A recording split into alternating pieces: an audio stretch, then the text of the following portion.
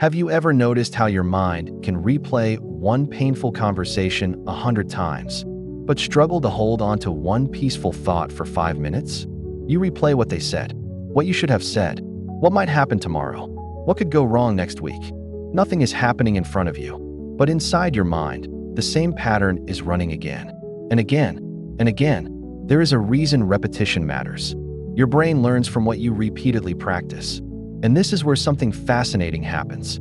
Long before modern scientists studied neuroplasticity, Scripture repeatedly told believers to renew their minds, meditate on truth, pray, and deliberately direct their thoughts. Romans 12 verse 2 says, "Be transformed by the renewing of your mind."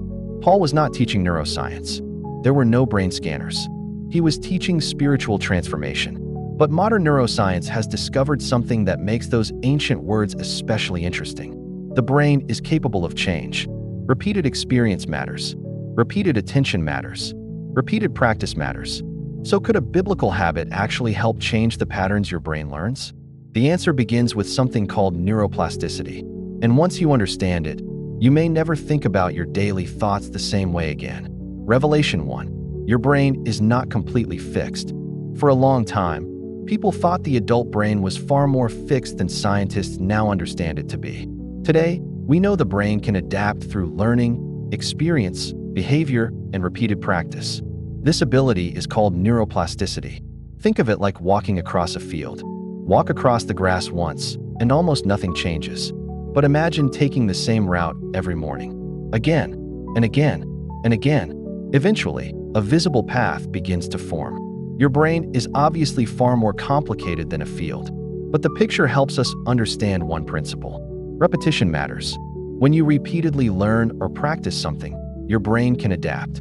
That is why you can learn to play an instrument, speak a new language, drive a car without consciously thinking through every tiny movement, or become extremely familiar with a pattern of thought.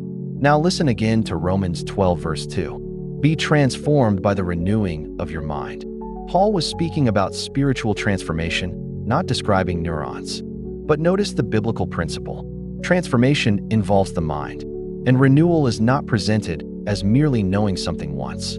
It involves a changed pattern of thinking and living. The Bible did not call this neuroplasticity. It called believers to renewal. But that raises an important question. What biblical practice repeatedly trains where your attention goes? Revelation 2. Biblical meditation trains your attention. When many people hear the word meditation, they imagine trying to think about absolutely nothing. But biblical meditation is different. Joshua 1 verse 8 says, "Keep this book of the law always on your lips. Meditate on it day and night." Psalm 1 describes the blessed person whose delight is in God's instruction and who meditates on it day and night. Notice the repetition. Not read once and forget. Not hear one sermon and move on. But return, reflect, remember, apply. Biblical meditation deliberately directs attention toward God, His truth, His character, and His instruction. Imagine reading one short passage slowly. You think about what it means. Your attention wanders. You return. You pray about it. Later, fear enters your mind. You return again. This repeated return matters. Research on contemplative practices has studied how repeated attention can engage and train processes related to attention and self-regulation. Different kinds of meditation are not identical, and we should not pretend that every finding from secular mindfulness research automatically applies to Christian prayer. But one principle is clear. Your attention is not only something you have, it is something you repeatedly train. And Scripture has long encouraged believers to deliberately return their attention to truth. But this becomes even more interesting when we look at anxiety. Because Paul does not merely say, "Stop worrying." He gives the worried mind something else to do. Revelation 3, Scripture gives an anxious mind somewhere else to return. Imagine waking up tomorrow morning. Before your feet even touch the floor, your mind remembers the problem, the bill, the diagnosis you are waiting to hear about, the conflict at work, the uncertainty in your family. Within seconds, your mind is already rehearsing what could go wrong. Then you tell yourself, "Stop worrying." And what happens? You worry about worrying. This is why Philippians 4 is so interesting. Paul writes, "Do not be anxious about anything, but in every situation, By prayer and petition, with thanksgiving, present your requests to God. Then only a few verses later, he tells believers to direct their thoughts toward what is true, honorable, right, pure, lovely, and admirable. Look at the pattern: anxiety, prayer, thanksgiving, directed thought. Scripture does not simply tell an anxious mind what to stop thinking about. It gives the mind somewhere else to return. Prayer turns attention toward God. Thanksgiving deliberately notices what is still good. Meditation on truth gives attention a new object. That does not mean a Bible verse instantly eliminates anxiety. And it certainly does not mean someone with an anxiety disorder, depression, trauma, or another mental health condition simply needs to pray harder. Prayer and scripture can be meaningful spiritual practices, while professional care may also be appropriate and necessary. But research into meditation and related contemplative practices does suggest that repeated mental training can influence processes involved in attention, stress, and emotional regulation. The important word is practice. You return, and return, and return. But then scientists began asking another fascinating question.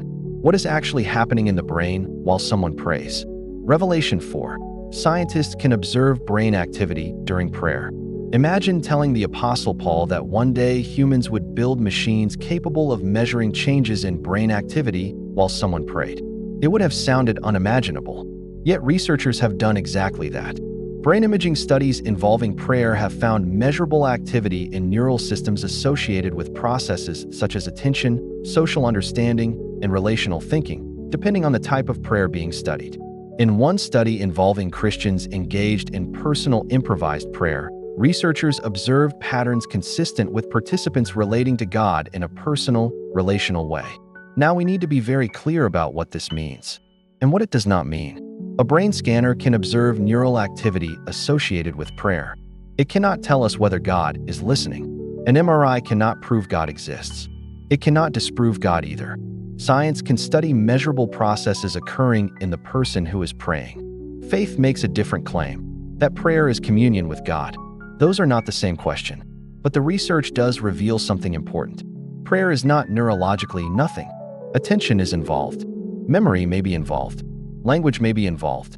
Relational processes may be involved. The brain is active, and repeated mental practices can matter. But now this becomes personal. Because if your brain learns from repetition, what are you training every day without realizing it? The argument you replay, the person you keep resenting, the comparison you repeat every time you open social media, the disaster you imagine before it happens, the sentence someone said 10 years ago that you still rehearse today. If repetition is practice, what did your mind practice yesterday? And what would happen if you became more intentional about where it returns? Revelation 5. Repetition works in both directions. Your brain does not ask, is this thought spiritually healthy before I practice it? Repetition is repetition. That does not mean every unwanted thought permanently changes your brain. And it does not mean you should become afraid of thinking negatively. But mental patterns can become habitual. Think about resentment. Someone hurts you. You replay the event. Then replay it tomorrow. Then imagine what you wish you had said. Then recreate the argument in your head. The event happened once. But mentally, you may have rehearsed it hundreds of times. Fear can work similarly. So can comparison. So can worst-case thinking. Biblical meditation introduces a deliberate interruption. Notice, return. The fear comes back. Return. The resentment comes back. Return. Your attention wanders. Return. Not because you are pretending the problem does not exist, but because you are refusing to let one thought become the only place your mind knows how to go. Philippians 4 verse 8 says, whatever is true, that word matters. True, not imaginary catastrophe, not endless speculation, not the worst possible future treated as though it has already happened. Truth. You cannot always choose the first thought that enters your mind, but you can practice where your mind returns next. And that word, practice, leads to another truth many people overlook. Revelation 6. Consistency matters more than one emotional moment. Many believers are waiting for one dramatic moment to change everything. One sermon, one prayer, one worship service, one spiritual breakthrough. Those moments can matter deeply. A single moment can change the direction of your life. But formation usually requires something less dramatic. Repetition. Joshua says, day and night.